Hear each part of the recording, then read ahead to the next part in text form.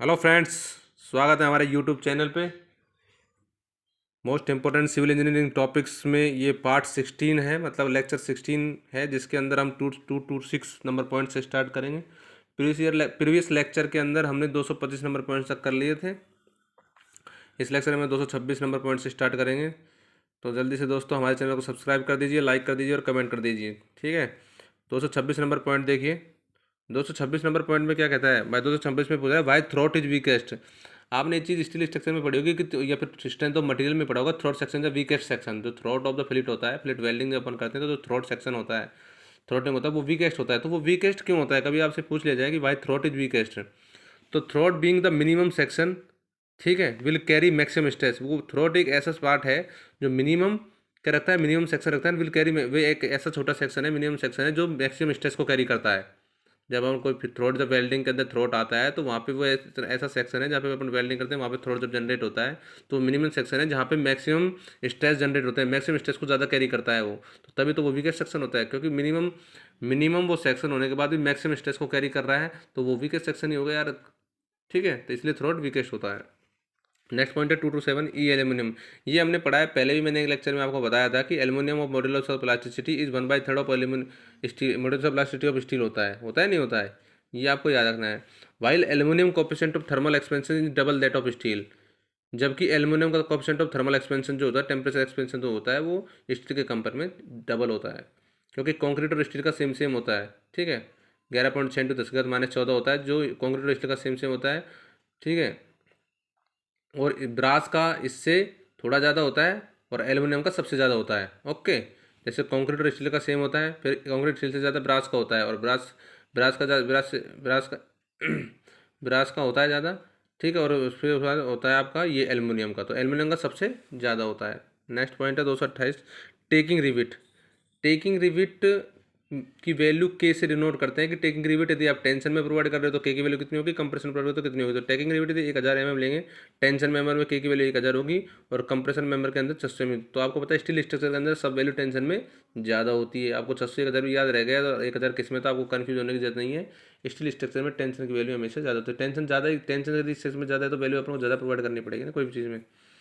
तो taking rivet are used to make the section act in unisons, मतलब section को यूनिसन्स बनाने के लिए टेकिंग रिविट काम में ली जाती है।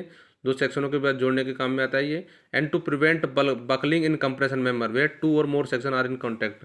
तो ये क्या करती है? बकलिंग इन कंप्रेशन मेंबर में कोई बकलिंग होने में ये रोकती है। ठीक है, जब जब दो या दो से ज़्यादा सेक्शन एक साथ कनेक्ट हों। ओके, तब टेकिंग रिविट काम आती है। टेकिंग रिविट में जो के की वैल्यू होगी वो 1000 हो गया अभी टेंशन में और 600 हो गया आपके कंप्रेशन में। नेक्स्ट है 229 229 नंबर पॉइंट है grillage base are not design for compression. Grillage base foundation होती है, जो ग्रिलेज बेस होती है, गसटर बेस ग्रिलेज बेस होती है, जो स्लैब बेस गटर बेस होते हैं, तो उसमें ग्रिलेज बेस जब अपन डिजाइन करते हैं तो grillage base are not design for compression. Compression के लिए ग्रिलेज बेस कभी भी डिजाइन नहीं की जाती है। कंप्रेशन में वो को रजिस्ट करेगी नहीं वो। ठीक है, it design only for shear force, bending moment, wave crippling and wave buckling. जो ग्रिलेज बेस होता है वो आपका शियर फोर्स के लिए, बेंडिंग मूवमेंट के लिए, वेव क्रिपलिंग के और वेव बबलिंग के लिए डिजाइन की जाती है। कंप्रेशन के लिए डिजाइन नहीं की जाती। Okay, 230 number point plate thickness in gusset plate base plate. Plate thickness, gusset plate की बेस प्लेट के अंदर प्लेट थिकनेस कैसे निकलता है? सी बराबर रूट में टी बराबर सी 3W/σ/bs। सी आपका है portion of base plate act as a cantilever. जो बेस प्लेट का पोर्शन कैंटिलीवर की तरह एक्ट करता है वो पोर्शन लिखना है यहाँ पे कितना है वो। W है intensity of pressure from concrete under the slab, और σ/bs होता है परमिसिबल बेंडिंग स्ट्रेस। ओके,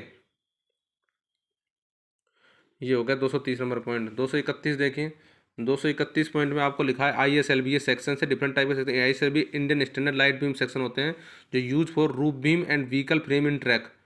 ठीक है, ये आपको याद रखना है। ISLB कहाँ का यूज किया जाता है, इनका फुल फॉर्म आपको पता होना चाहिए और ये कहाँ यूज होता है। ISMB Indian standard medium beam होता है, uses element in frame, floor beam etcetera. इसमें क्या होता है, जो movement of inertia in X X direction is much more movement of inertia in Y Y direction, Y Y axis. Okay, ISW Indian standard wide flange beam होती है, use as column in building, होती है। और ISHB Indian standard heavy beam, it is very heavy beam होती है जो ज़्यादातर जिस जगह यूज ली जाती है। 232 है। फिर स्टील स्ट्रक्चर के अंदर ये भी पूछा जाता है कि कौन सा कनेक्शन फ्लेक्सिबल कनेक्शन है। तो दो तरीके के फ्लेक्सिबल कनेक्शन होते हैं, फ्रेम कनेक्शन और सीटेड कनेक्शन। फ्रेम कनेक्शन और सीटेड कनेक्शन दोनों क्या है? फ्लेक्सिबल कनेक्शन होते हैं, ये आपको याद रखना है। 233 नंबर पॉइंट देखिए, प्रोविजन ऑफ स्टीपनर, कब हम डी बाई टी स्टीपनर हम कब प्रोवाइड करते हैं, वर्टिकल कब करेंगे, ओरिजेंटल कब करेंगे, फर्स्ट ओरिजेंटल कब करेंगे, सेकंड ओरिजिनल कब करेंगे, वो डिपेंड करता है आपका D by T W ratio पे, मतलब डेप्थ और थिकनेस ऑफ वेव के रेशियो पे डिपेंड करता है। Depth of thickness of web का ratio less than equal to 85 तो no stiffener are required. Depth of thickness of web का ratio less than equal to 200 तो vertical stiffener are required. Depth of thickness of web का ratio 250 less than equal to 250 है तो vertical stiffener plus में first original stiffener, ठीक है। और D by T W का ratio less than equal to 4000 था, वर्टिकल स्टीपनर प्लस में फर्स्ट ओरिजेंटल स्टीपनर प्लस में सेकंड ओरिजेंटल स्टीपनर प्रोवाइड करते हैं। तो ये आपको याद रखना, ये भी एग्जाम में पूछा जाता है कितनी वैल्यू होगी तो कौन कौन सी स्टीपनर आप प्रोवाइड करते हैं। पॉइंट नंबर 234 देखिए, why stiffness is serviceability criteria, जो स्टीपनेस है वो सर्विसिबिलिटी क्राइटेरिया क्यों है। तो depth of web fulfil deflection criteria, ठीक है, डेप्थ ऑफ वेव है जो फुलफिल करती है डिफ्लेक्शन क्राइटेरिया को फुलफिल करती है, and thickness of web fulfil corrosion, so combinedly we can say that stiffness is for serviceability. जब डेप्थ ऑफ वेव होती है सेक्शन की वो फुलफिल करती है डिफ्लेक्शन के क्राइटेरिया को, और जो थिकनेस ऑफ वेव होती है वो फुलफिल करती है कोरोजन के क्राइटेरिया को, तो कंबाइंडली दोनों कोरोजन को, तो so combinedly we can say that stiffness is serviceability criteria, इसलिए स्टीपनेस को सर्विसिबिलिटी क्राइटेरिया कहते हैं। 235 नंबर पॉइंट देखिए, 235 नंबर पॉइंट में the behaviour of on over reinforcement beam is much more brittle than that of under reinforcement section. The behaviour of an over reinforcement beam is much more brittle, over reinforcement beam हमारी brittle होती है, ठीक है, सीधी, तो इसका जो behaviour कैसे होगा, ब्रिटल फेलियर होता है इसके अंदर, ब्रिटल बिहेवियर होगा than of under reinforce section होता है। ये अंडर रेनफोर्स सेक्शन के अंदर डक्टाइल फेलियर होते हैं, फेलियर तो कंक्रीट की वजह से ही होते हैं हमेशा, लेकिन जो ओवर एनफोर्स को हमें ब्रिटल फेलियर के मानते हैं, अंडर एनफोर्समेंट को डक्टाइल फेलियर के अंतर्गत आता है। 236 नंबर पॉइंट देखिए, tau V the nominal shear stress is less than equal to 0.5 tau C, तो no shear enforcement are required. ये आपको प्रोविजन है जो आपको याद रखने पड़ेंगे। 0.5 tau C less than tau V less than tau C होगा तो मिनिमम शियर एनफोर्समेंट प्रोवाइड करेंगे, ठीक है। यदि tau C less than tau V less than tau सी मैक्स, मैक्सिमम शियर स्ट्रेस है मतलब ये, तो डिजाइन फॉर शियर एनफोर्समेंट है। यदि टाउ वी टाउ सी मैक्स से ज़्यादा हो जाए, मतलब मैक्सिमम शियर स्ट्रेस से ज़्यादा नॉमिनल शियर स्ट्रेस हो जाए, तो आपको रिडिजाइन द सेक्शन को रिडिजाइन करना पड़ेगा आपको, ओके। और टाउ भी यहाँ पे लिखा है, देखो नॉमिनल शियर स्ट्रेस बराबर v u upon b d होता है, तो वी यू यहाँ पे शियर फोर्स है, बी डी आपका क्रॉस सेक्शन होता है। नेक्स्ट पॉइंट है 237, डीप बीम। डीप बीम एक डीप बीम भी एक डीप बीम स्टील कंक्रीट के अंदर डीप बीम चलती है। यदि एल बाई डी का रेशियो डीप बीम, यदि सिंपली सपोर्टेड डीप बीम है तो एल बाई डी बराबर 2 होता है, लेंथ और डेप्थ का रेशियो, और एल बाई डी बराबर 2.5 है तो सिंपली सपोर्टेड ये कंटिन्यूस डीप बीम होगी वो, ठीक है। ये आपको प्रोविजन याद रखने हैं। नेक्स्ट है 238 point, in limit state design of concrete, design strength of concrete कितना होता है, 0.446 एफ सी के होता है, और ये एरिया ऑफ स्ट्रेस ब्लॉक होगा 0.36 एफ सी के इंटू एक्स यू यहाँ होता है, डेप्थ ऑफ न्यूट्रल एक्सिस होता है। 239 नंबर पॉइंट में है, in bridge deck system, bridge deck system के अंदर जो Courbon's method is used for distribution of live load on longitudinal beam girder of M, longitudinal beam मतलब ग्रिडर होता है, लॉन्गिट्यूडनल बीम होती है जो, तो Courbon in bridge deck system के अंदर जो कार्बन्स मेथड होता है, Courbon's method is used for distribution of live load on longitudinal beam girder पे, लॉन्गिट्यूडनल बीम ग्रिडर पे जो लाइव लोड डिस्ट्रीब्यूशन होता है वो कार्बन्स मेथड यूज लिया जाता है, इन ब्रिज डेक सिस्टम होता है। और कार्बन्स मेथड के अलावा ये सारे मेथड है जैसे Henry Jaeger method, Morris and little version method, और गायन एंड मेसोनेट मेथड होता है, गायोन एंड मेसोनेट मेथड होता है। ये तीनों मेथड भी कॉर्बन्स मेथड की तरह ही होते हैं जो distribution of live load on longitudinal beam के काम में आता है। ये फॉलोइंग मेथड भी सेम पर्पज के लिए काम में आते हैं, मतलब एक कॉर्बन्स मेथड, ये तीनों मेथड भी यूज होता है distribution of live load on longitudinal beam, okay. 240 number point देखिए, HYSD बार है more bond distance and more development length compare to mild steel. HYSD bar मतलब high yield strength deformation bar है, more bond distance ये ज़्यादा रखते हैं, और development length भी इनके अंदर ज़्यादा होती है कंपेयर देन माइल्ड स्टील के। 241 नंबर, सिलेंडर ने ratio in A masonry wall, masonry wall के लिए सिलेंडर रेशियो H/T और L/T, हाइट बटे थिकनेस और लेंथ और थिकनेस का रेशियो जो ज़्यादा होगा वो मेजनरी वॉल का सिलेंडरनेस रेशियो होगा। ये आपको याद रखना है, ये बहुत ज़्यादा पूछा जाता है। 242 नंबर पॉइंट देखिए, इन pre stress concrete member the shear force depend upon, pre stress concrete member के अंदर शियर फोर्स किस पे डिपेंड करता है, शियर फोर्स डिपेंड करता है लोड पे, सीधी सी बात, जो डिस्ट्रीब्यूटेड लोड है वो लोड पे डिपेंड करेगा। तो प्री स्ट्रेस कंक्रीट मेंबर के अंदर जो शियर फोर्स डिपेंड करता है वो किस पे डिपेंड करता है, डिस्ट्रीब्यूटेड लोड पे डिपेंड करता है। नेक्स्ट पॉइंट देखिए 243 number, the load equivalent to the prestress is parabolic cable profile, prestress के अंदर जो load equivalent to the prestress is parabolic cable profile. यदि पूछा जाता है कि प्री स्ट्रेस के अंदर जो केबल प्रोफाइल किस तो पैराबोलिक केबल प्रोफाइल होती है जो लोड प्री स्ट्रेस होती है वो, तो डब्ल्यू एल स्क्वायर अपन 8 बराबर में पी एच, डब्ल्यू बराबर 8 पी एच अपन एल स्क्वायर यहाँ से आप निकाल सकते हो।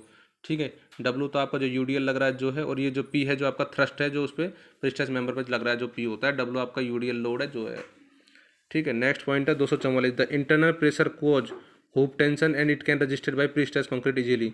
जो internal pressure cause hoop tension, जब किसी सेक्शन का इंटरनल प्रेशर एक्ट करता है उसके सरकमफेरेंशियल एरिया पे तो वो हुप स्ट्रेस होती है।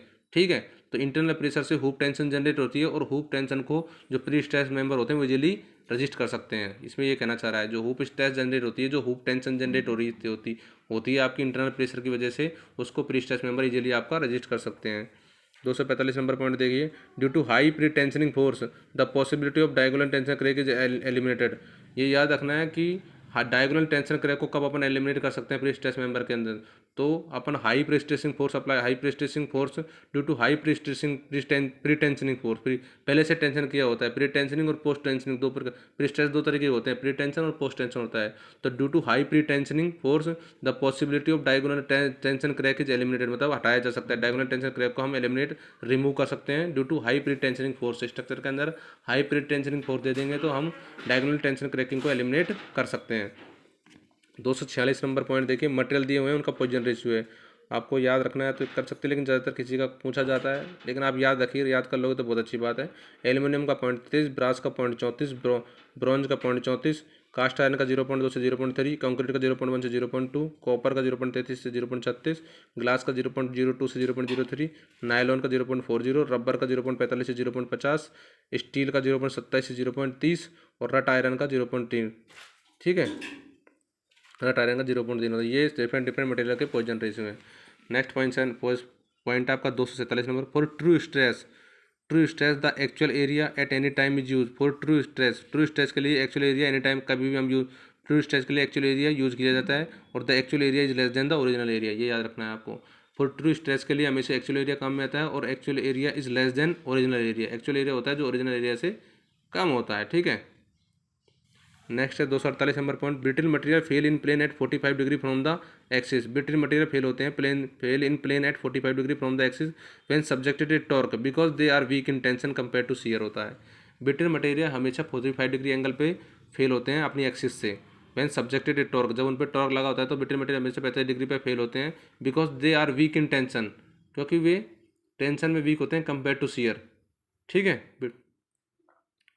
जैसे उस पर टेंशन फोर्स लगेगा, ब्रिटिल मटेरियल टेंशन में फेल हो जाते हैं, सीधी सीधा है, तो कंपेयर टू शियर टेंशन में ज़्यादा फेल होते हैं कंपेयर देन शियर के होते हैं। तो जैसे उस पर टॉर्क अप्लाई करते हैं, ब्रिटिल मटेरियल 45 डिग्री एक्सिस, अपने एक्सिस से 45 डिग्री पे ये क्या होता है, ब्रिटिल अपना एंगल पे फेल हो जाता है। ठीक है, because they are weak in tension and compare to shear होता है, ये आपको याद रखना है। 249 नंबर पॉइंट है, rate of loading also determine nature of metal. Rate of loading also determine, मतलब rate of loading nature of metal से भी, rate of loading are determine nature of metal से भी रेट ऑफ लोडिंग को आप determine कर सकते हो।